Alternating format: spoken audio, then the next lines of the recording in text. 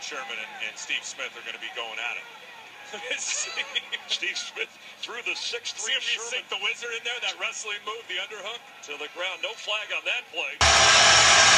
Flacco pumps, you take off, and then throw to Smith. Great use of that mobility, and Steve Smith works the sideline to midfield, and he gets up, and he and Kenny Vaccaro going after each other here. Look out, a mess on the Ravens sideline.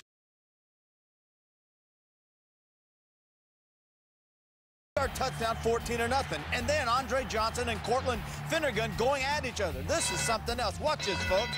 Now, you talk about a fight. This is serious stuff. This is Jimmy on your left, and that's Howie on the right. And that's how we warm up for the pregame show.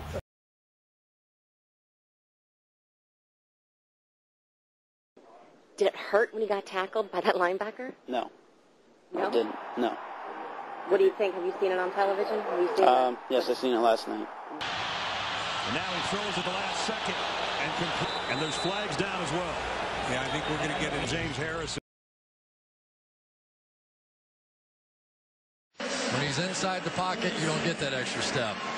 No question, it was a foul. No helmet to helmet. And I'm sure James Harrison's worried about everything.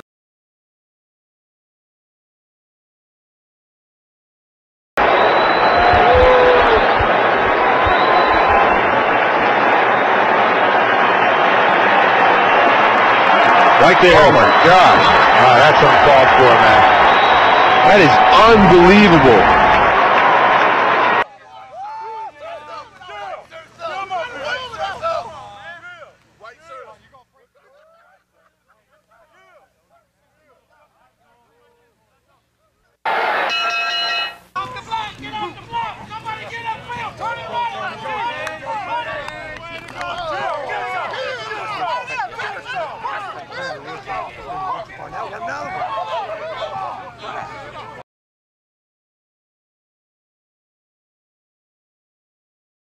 I don't know if I ever really broke rules. I think that I was a master at playing in the gray area of every rule ever made. I played in the gray areas and I was the best at it. Well, let's be honest about it. Conrad Dobler was a self-styled and a factual dirty player. That was his way of compensating for a lack of some basic skills. At that time, Conrad's father came over. You don't like my son, do you? Mr. Dobler, I said, I really have kind of put that behind me. I said, as a matter of fact, at practice today, I shook hands with Conrad.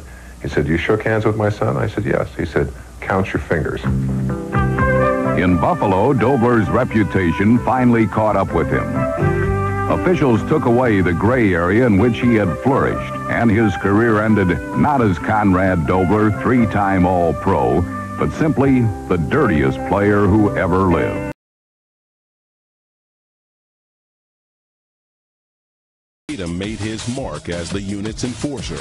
I play a hard-hitting game. I just like to have receivers think about me a little bit while they're trying to catch the ball. Football was different back then. A lot of his hits were legal that would not be legal today. Jack Tatum was a great tackler, and some called him a dirty tackler, and I won't do that. I don't think he is. I think it's a big factor if you can get a receiver thinking about you, but then he can't be concentrating on you and the ball at the same time.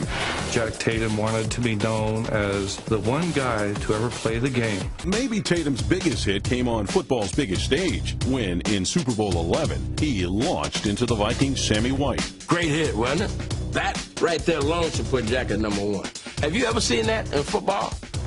Guy gets hit so hard his equipment comes off.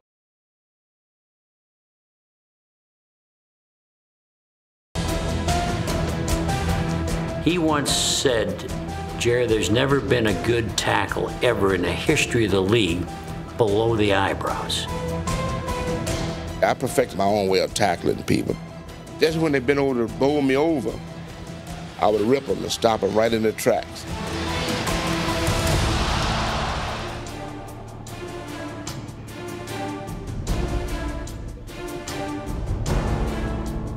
He was the first guy to tackle with the face mask.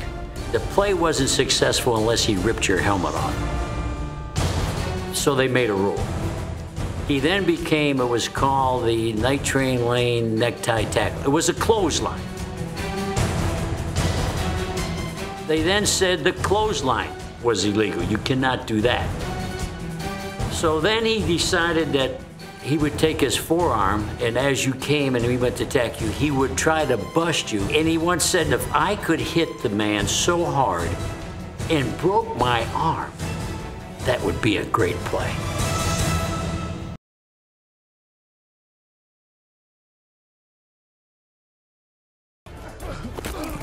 I love the way this offensive line's coming off the ball.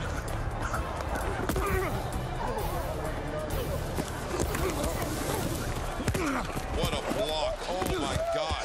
Yeah, bitch.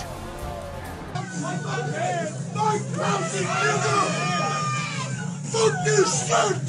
Listen, I need the best man in my way. Who wants the motherfucking place? Get this fuck oh, my God! You fucking...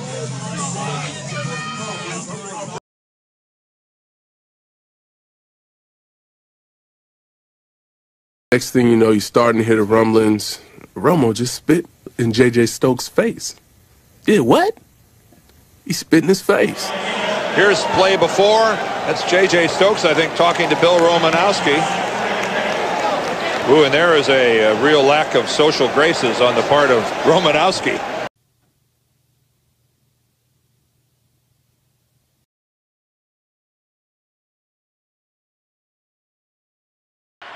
Roethlisberger from the pocket, middle of the field, incomplete. Personal foul. Oh, a flag does come in. Went to the head. Lewis Harris is going to be flagged for this on the hit on Antonio Brown. And before this drive started, was talking on the sideline the whole time. It seemed like to Vontez perfect, and yes. Oh my goodness. Oh.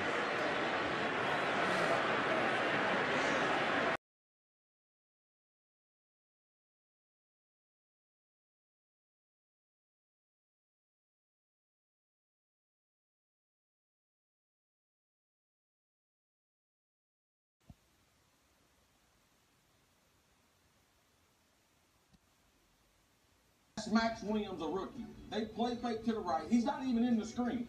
This and a flag. We'll see who this is called against, but a good stop by Detroit, and maybe if this is a personal foul against Detroit. Personal foul, unnecessary roughness. Defense number 90 for kicking. Number 90 is disqualified. This one, but he's not going to get to play anymore this afternoon. There he is at the bottom of that pile. A takedown there.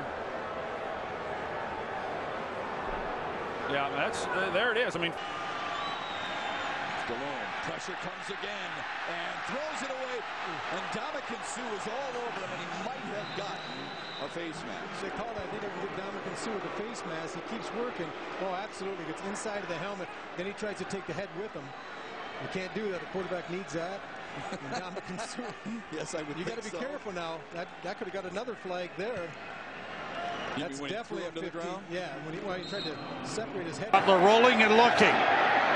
After him is DeAndre Levy. He broke the tackle. What a run! And he got hit hard. Flag on the play. And Dominican Sue gave him a forearm to the back. Right to the back of his head is what it looked like. With his forearm. That is unnecessary and by rule of foul. That ball is added to the